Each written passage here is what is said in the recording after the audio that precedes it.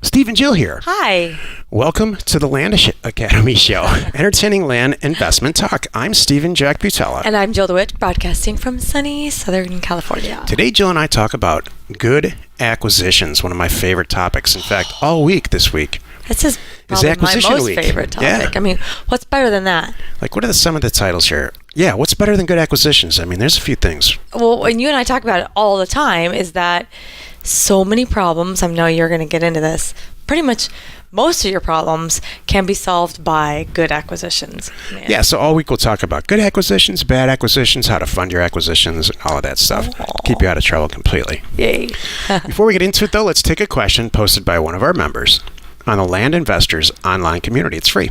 Okay. Scott asks, what extra paperwork, tax disclosures, etc., are involved once you charge an interest rate? I've always just embedded the interest by charging a higher price for a term sale than dividing by the number of payments. So the rate isn't specifically stated anywhere. There's the financing price, then a discounted cash price. But I like the idea of charging interest, though, because you can state up front the price of the property is actually lower. It appears more attractive, but you end up getting the same at the end once the interest is added on top. Most buyers won't care to calculate the interest they will pay over the course of the note. This is a great question. Which is true.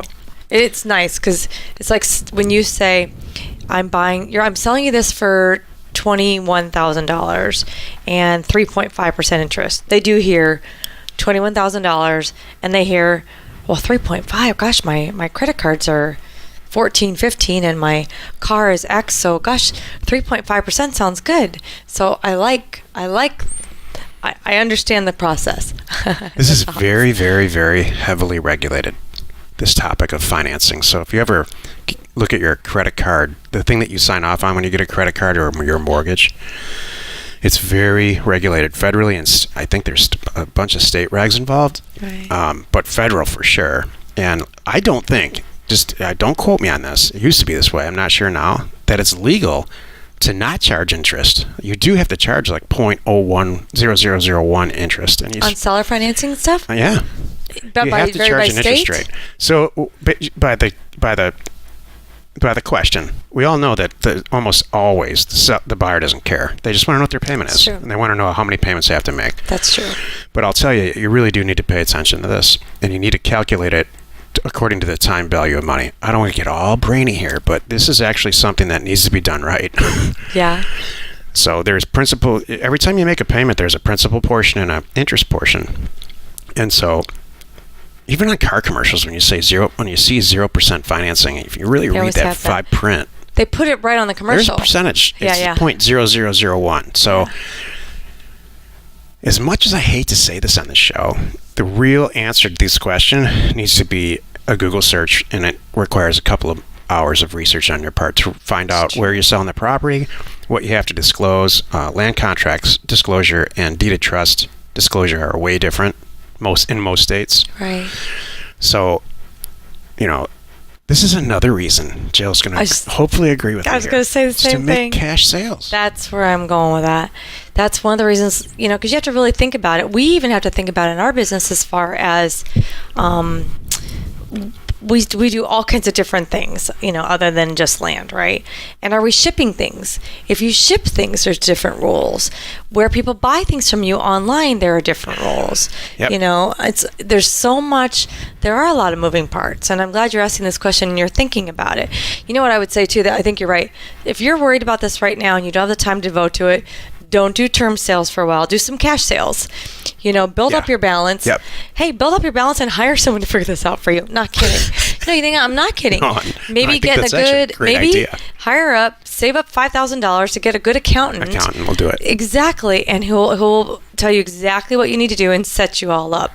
That would be my first choice. And then I don't have to do the work. Just by asking this question, though, I don't need to be that pro. You're capable of it. Yeah. And this is something you don't want to. Do you ever hear those stories about what's going on with the celebrity you mentioned a couple months earlier? He was making he doesn't have any money left. It's the guy in the Pirates of the Caribbean. Oh, Johnny Depp. Oh, you don't want to be that. I just don't think that this might not be the kind of thing you want to sub out. The people in our group are very bright. They're not like actors. You got to find the right person. That's true. Yeah. The right accountant who's doing this for other companies. Or you just learn it yourself. It's really not that hard and understand it. It's the time value of money, principal and interest, future value, and cash flow. I grew up with an HP 12C, and we did this all on a calculator. I'm sitting here trying to decide if we really answered the question. Well, here's the answer to the question. It's a great question. You need to be Smart really question. concerned about it. It's not something you want to horse around with. It's regulated by the feds, and if somebody complains, there's going to be problems. Trouble. So learn it yourself. Learn it well yourself, and then if you want to hire somebody so you can check their work, that's what I would recommend. You don't want to end up like a celebrity where they give their finance people all the money and they wonder why there's nothing left. I know. But in the end, here's the real answer. Sell it for cash. Yeah. If you're concerned, sell it for cash. We should make a limerick or something. Exactly. If the glove doesn't fit, acquit. That kind of thing. Today's topic. What the heck? You don't want to quit? Acquit. Oh. With O.J. Simpson. I thought you said... If the glove doesn't fit, acquit. Oh, that's bad. You can't say that. That was a Johnny All Cochran right. saying. He made a limerick out He of did everything. do that? Yeah. Where it was was real. I? This is real. It wasn't. Oh, I'm not my making that up. gosh. I don't remember that. Was that on T-shirts, too? Probably. Okay. I don't remember that. Today's topic. I blocked that just out. makes me love you more. Thank you. That you don't know. You don't remember stuff like that. I remember the whole incident, and I remember watching him, but I don't remember that part of it. I think I tuned out. You tuned out after the white Bronco incident. Yes, I did. I was bored halfway through the white Bronco incident. Yeah. Like, are we done? This is a boring, Why are we watching this? This is a guy? really boring car chase. Can you imagine? Why are we exactly? He's going the speed limit. Why are we watching this? O.J. Simpson was a big deal. Yeah. I remember. I mean, from a sports standpoint. I do know that. Today's topic. I do know that. That's what I know. Yeah. Good acquisitions. This is the meat of the show. Remember the other day, by the way, we were watching the NFL trying to make it the Hall meat of of the show. Fame. Okay, well, I'm sorry. I'm totally messing you up here. It's okay. The other day, we were watching the NFL Hall of Fame and all these guys coming up, and I'm willing to bet. I freaked out. I picked out Fran Tarkenton. I'm like, I know that guy. I know OJ. I know Joe Namath. I could recognize all these old guys and stuff. Anyway, I'm pretty sure that I'm pretty sure OJ was probably in the Hall of Fame, and I'm pretty sure he's out of the Hall of Fame. That's pretty good. Boy, we're gonna get some emails on this. Sorry. It's okay. I have to guess too. Totally guess. I'm just actually. guessing. I'm not- Totally uneducated guess. I would think that's probably the case. Yeah, too. I'm not I don't lending know. an opinion. Maybe they don't take guys out. Maybe in sports they're like. Is there a 3 felony strike? Maybe. 3 felony rule. Maybe there should be a 3 felony rule. Kind of like dating. I don't know, because you I've never had girls he that didn't have get background convicted for checks that. on guys. He didn't get convicted for that, so But the whole gambling thing. Yeah, I mean, I don't know. All right, never mind. Did he? Sorry. It doesn't matter. It doesn't matter. I doubt. Again, I that- tuned out. You know who got kicked out of the Hall of Fame for gambling? Is Pete Rose. And that's tragic. It always comes back to baseball on the show. Okay. He's a great player, but Exactly. apparently you can't gamble. Apparently not. So yeah, today's topic is good acquisitions. What's a good acquisition? What's a perfect acquisition? What's a bad acquisition? So I'm going to bring. I'm going to tell a sports story from my. Since we're talking sports today. There's a football game that we played and we won. We crushed them actually, and we got back in the locker room. This is in high school. We got back in the locker room and the coach was livid. He's like, "That's the worst game you guys ever played," and we're all sitting there high-fiving each other because we just clocked these guys. Well, his point was, you didn't execute right. You ran the wrong plays.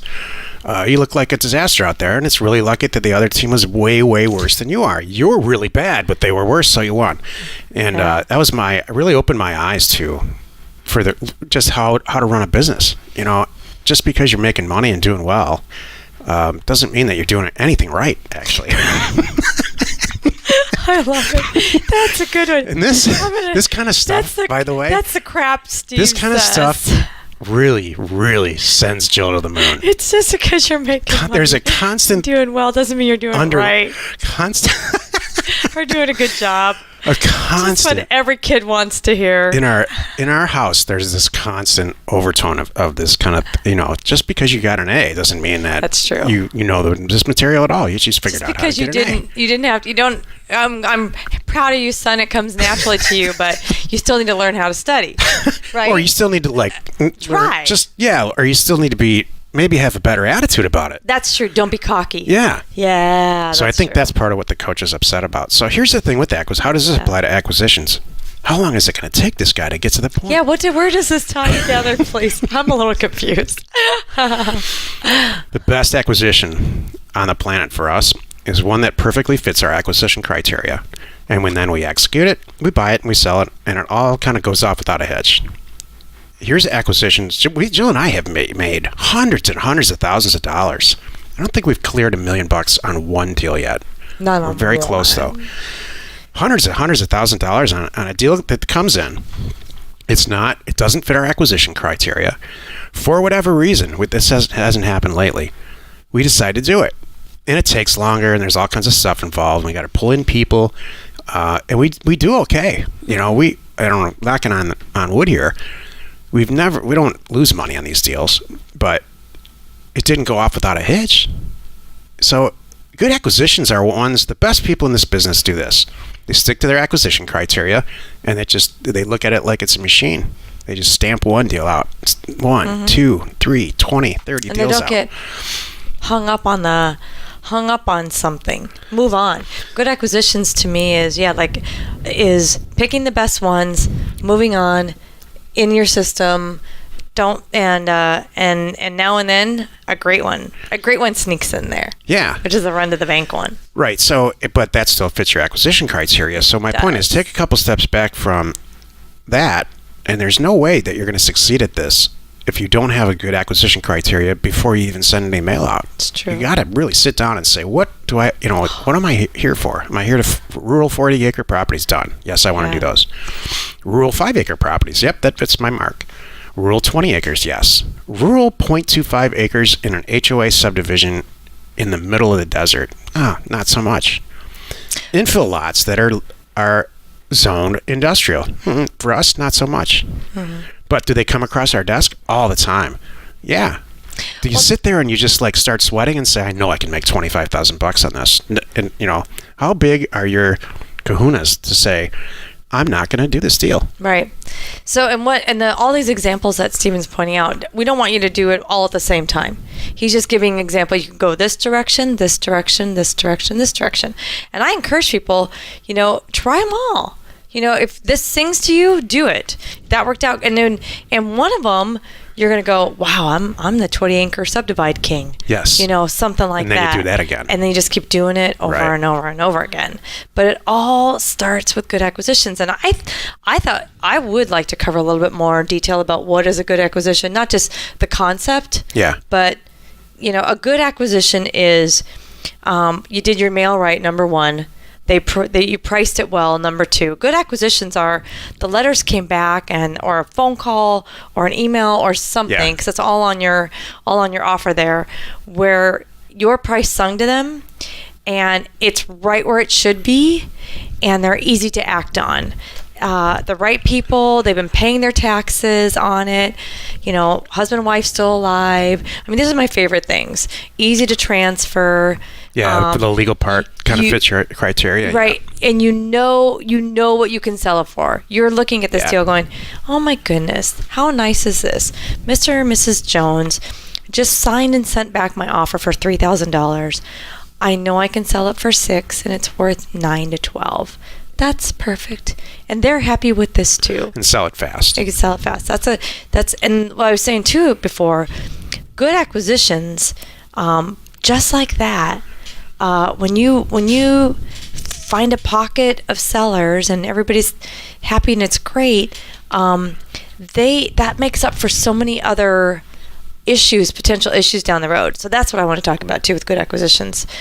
If you have good acquisitions and a good acquisition system and a good acquisition team, it's going to make up for a lot of things down the road. Yeah, I mean, when you buy it right, it solves all the sales problems. We've said it a million times. Like your website's not so pretty. that's That's okay. okay because it's a great piece of property. Exactly. Yep. You miss your You're right, Joe. posting's riddled with misspellings. Again, that's okay.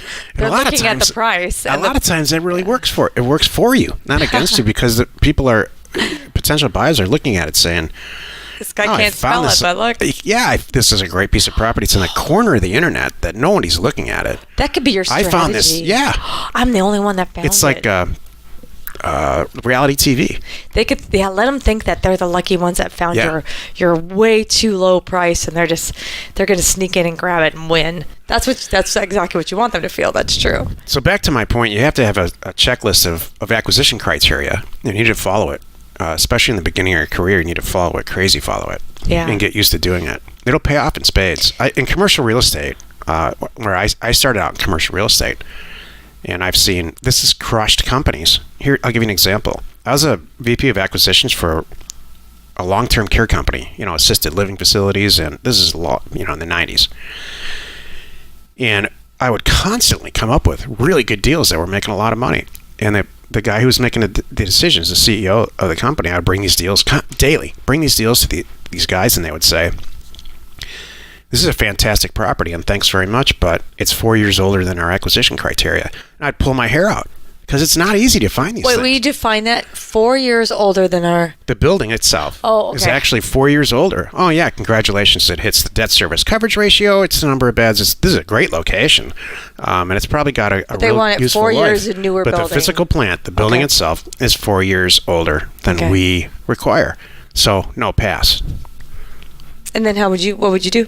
I would go cry because I got paid based on buying these facilities. And no, what would I really do? I've never said this before. I would go send it to the other people that I know would buy it, and they would pay me. And that worked out good for me. Okay. So my point is they really stuck to their acquisition criteria. I see apartment guys waver or stray from their criteria all the time, and apartments will kill you. Well, especially because of geography. Back to your example, they stuck to their criteria. Did that make you? I'm going to ask you a question, please. Did that make you feel like it was the right path or the wrong path? In the position that I was in, and if it was the right path for me personally, I would have stayed. I would have been there. I'd be there right now. So you didn't agree with them? I agreed. I understand, and I learned from why they were so stringent on their acquisition criteria. So I was wondering. And it worked out great for them. Jill and I go over there for Christmas and stuff. Yeah. We still talk to those guys, so it worked out great. That's it. You know, That's good. That's a great story because you were young and it sounds like you were young and you were learning and you learned Very from them. And that's what we're doing right now, as a matter of fact. We're the older. old people now. I know. And we're teaching the younger guys, don't send out a mass mailer for 18 sizes and all this. You're going to be, and don't jump on every single one. You will go crazy and it will pull you down and you won't get anything done. I see good. a lot of people in our group. So obviously, Jill and I spend a tremendous amount of time answering questions. We have a Thursday webinar for our members, and anybody can answer a question and ask a question, and we answer it in detail. And then we also have landinvestors.com, which is a whole free forum it's free for our members and for people who buy and sell land. And so we're constantly asking questions. That's where the questions come from on the podcast. And so it's really, really amazing to hear them. I could answer every question by saying, here's an example. I get this, Jill and I get this question. Every 12th question is some version of this. I have this great property, but I'm not sure that you can get to it. It's an access related question. And so I'm going to start answering it like this. What's your acquisition criteria? Do you buy property? Do you seek properties out with questionable access? If it is, then I guess it fits. Who puts questionable access in their acquisition criteria? Oh, no, I actually am seeking out properties that I'm not sure the seller can get to, or the buyer can get to. Nobody. Because I have a list of buyers with 4-wheel drive and GPS and dying to go find their property with the GPS coordinates. So those buyers actually exist, but they're not the main. So that's true. Imagine this. That could be your criteria. Have this fantasy with me for a second. Have this numbers fantasy. Oh, good. Oh, I thought. Oh, shucks. I was going. Shucks. You just put me on a desert island. Have this fantasy with me. I want to hear your fantasy. Yeah. Wait a minute. You should go first. Actually, we just went to a desert island. What would you do on that desert island? Lay in the sun and nap. Oh my gosh. Drink. What'd you drink? What's your drink? What would you have? I used to I like pina coladas. I would drink a Mai Tai. When I'm in that environment, I like those coconutty kind of good This drinks. is much better fantasy Yeah, than I would mine. do that. This is better than yours. Go on this fantasy with me. All Does right. it cost any money to get to this island? Because I can help with that. No, it was actually something that came up on our out of whatever acquisition criteria. Yeah, this island popped up. See, in my mind, I love your fantasy and I want to partake in it, but we got to get a bunch of stuff done first to get to there. I understand that. How boring is that? No, we just take a helicopter and just land. Mine's easy. If you send out 10,000 mailers and all the stuff comes back, all the predictable percentage are signed and sent back, people call back, and all you do is just sit there and say, here's my acquisition criteria and here's this deal. Check, check, check, check, check, check. Yep, buy it. Check, check, check, check. Oh, nope, it doesn't have the right access. Buy it. Throw it away. Check, check, check. Do you know how much more money you would make? It's true. Versus this. Check, check, check, check. Okay, buy it. Next one. Questionable access. I gotta Okay, stop the research. train. Stop the train. Right. We're not going to look at any more deals. We're going to waste hordes of time trying to figure out the access on this one property. I'm going to call the county. I'm going to go out there myself. I'm going to send someone out. Right, yeah. I know. I hear you. To try to find some value that chances are in the land business anyway isn't there. Yeah. And then at the end for that, it's just send more mail. And here's why. The piece of property itself that has questionable access is a great piece of property. And you're probably buying it for super cheap. People, whether there's people at the county or people that have gate locked out there or some version, are going to stand in your way as hard as they can. It's going to take you tons of time to change their mind on whatever you're trying to do. You could have bought 25 deals that meet all your acquisition criteria before you fix that one. It's so hard. Because you have to unlearn everything about real estate. When you get into this business, throw away a perfectly good deal that has questionable access. Two things. Number one, I don't think everyone understands that. It's not hard. Send more mail. Send more mail. This whole concept, people are like, I need to grab every deal, because most people are like looking for deals. So if you have a deal come in, you feel like you need to do that. No, you don't. Send more mail. Number one. And number two, I still am trying to understand. Maybe if you do, enlighten me. I'm sure I don't. Why do people feel like it's their duty, their calling, their whatever, to figure that one out? Why is that? When it's too easy just to move on. It's like, you know what it is? It's like when I don't know if I've said this in a while, but when I first was reading, I used to hate to read. And the reason was I thought that if you started a book, you had to finish it. I did not know. Seriously, I just thought I started this book, and now it's my duty to finish it. I don't know why I didn't think I could put it down. If you get a third of the way in, 10 pages in, halfway in, who flipping cares? By the way, it's the same with movies, and sometimes I catch myself, and I make myself watch a movie when I think it's going to get better, and I shouldn't. I should just turn it off and call it done. But I feel like I have to finish it.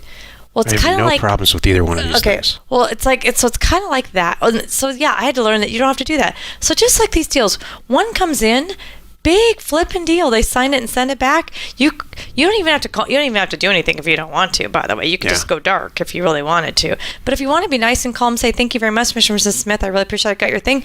Remember those things at the bottom? Well, I did my due diligence, and it doesn't meet my acquisition criteria. I'm not going to purchase this one. Have a great day. That's it. That's all you have to do, by the way. It's not, and this is stuff that we talk about a lot. And I know we'll have more questions like that. This kind of, we went way over in time. This kind of goes over to the next show, which is bad acquisitions. Oh, good. We'll cover more of that then. Well, you've done it again. You spent another 15 minutes listening to the Land Academy show. Join us next time where we talk about bad acquisitions. And we answer your questions posted on our free online community that we talked about a few minutes ago. Go to landinvestors.com. You are not alone in your real estate ambition. We're having a little setup, and I wasn't sure. I don't know where our time clock is, so I apologize. It's right here. We went way over. Okay, it was hidden for a little while. Yeah, That's why. Okay, I didn't see the time clock. Share the fun by subscribing on iTunes or wherever you are listening or watching. Maybe it's YouTube. Please rate us there. We are Steve and Jill. Information And inspiration to buy undervalued property.